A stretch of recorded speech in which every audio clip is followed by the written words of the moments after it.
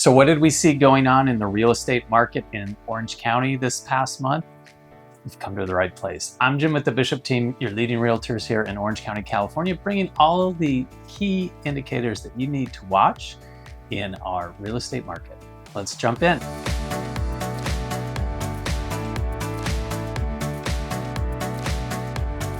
The first thing that we saw were more homes coming on the market compared to last year.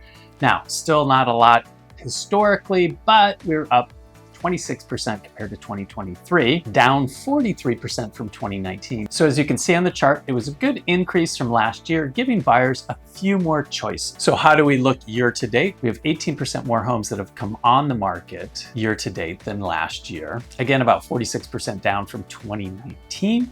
So fewer than historically, but more than last year. So on this chart, we'll see the number of homes for sale or inventory. We are up a little bit, about 21% compared to last year. But as you can see, the last 4 years have been pretty low and down 72% from 2019 on the other end of the chart.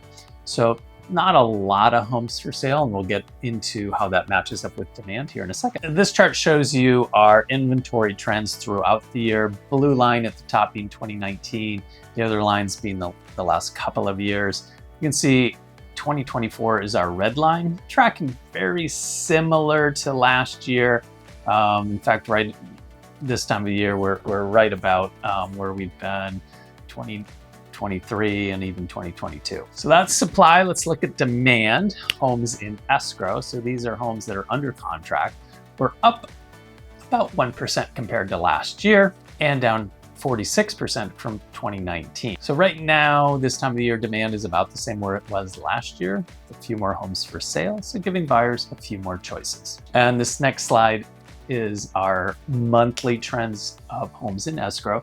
Top line being 2019, you can see peaking towards the middle of the year. We're on that trend now with the red line in 2024, following pretty closely to 2023, which is the gray line. We've been a little bit above it, but pretty close to that trend. We are back to the point where we have more homes for sale than in escrow. Remember, we were inverted for about 7 weeks this year. When we are inverted like that, it means it's a very, very, very, very strong market. We're up about 10%, meaning 110 homes for sale, 100 in escrow, still very, very low supply, even relative to low demand. You would normally see 4 to 6 times as many homes for sale as in escrow, but we haven't been anywhere near that in the last 4 years. So our April sales, the number of homes that closed escrow, was fairly strong in April of this year compared to April of last year, up 21%.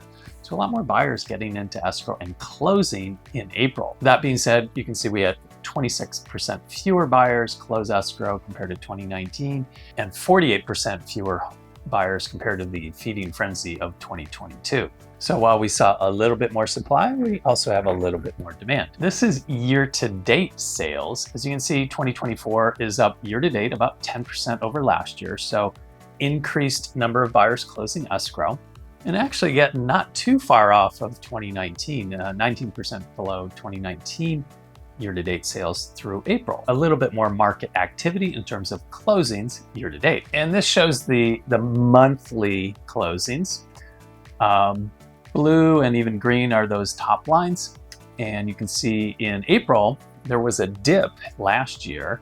One of the reasons why we were 21% above that level. And you can see throughout the first 4 months of the year, the red line is trending up a little bit over last year. So a little bit more market activity in terms of closed sales. And here's our curveball, the interest rates. Remember back in October, we peaked at 8% interest rates, went down, but actually came back up through much of the spring. A little bit of a pullback down to about 7.3% coming into May of 2024. Still above 7%, depending on the loan program. There are options to get you below that 7% range. This is just a benchmark that we look at and track and see how it correlates to market activity. So we've talked about supply, demand, and the interest rate factor on that, which has affected pricing. So on this chart, you can see the price trends. May was a local peak of 2022, and then the interest rates kicked in, brought prices back through the end of the year. Of crawled back in 2023, tapered off towards the end of that year. And then you can see from January 2024, we're up 13% year over year and about 11% year to date. That's about 2% a month appreciation year to date.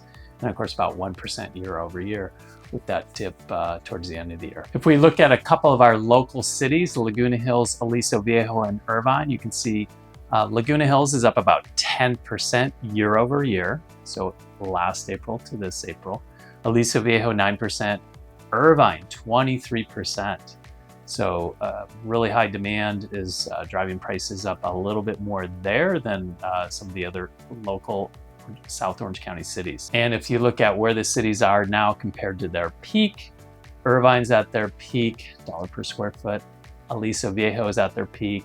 And the peak for Laguna Hills was in March, which was about 8% higher.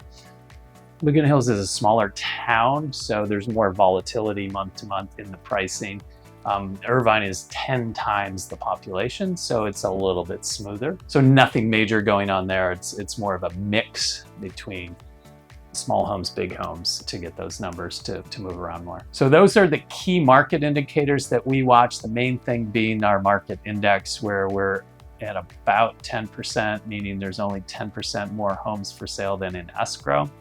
We saw that earlier. Keep an eye on that. And then also interest rates, holding back and constraining both buyers and sellers. We're seeing some clients who typically would sell and buy, but they've got a 2.5%, 3% interest rate. So they're gonna keep their home, rent it out, further constraining supply, and buy a new home. That's restraining supply. And then sellers who have those 2.5%, 3.5% interest rates don't want to move to a 6.5% or a 7.5% interest rate.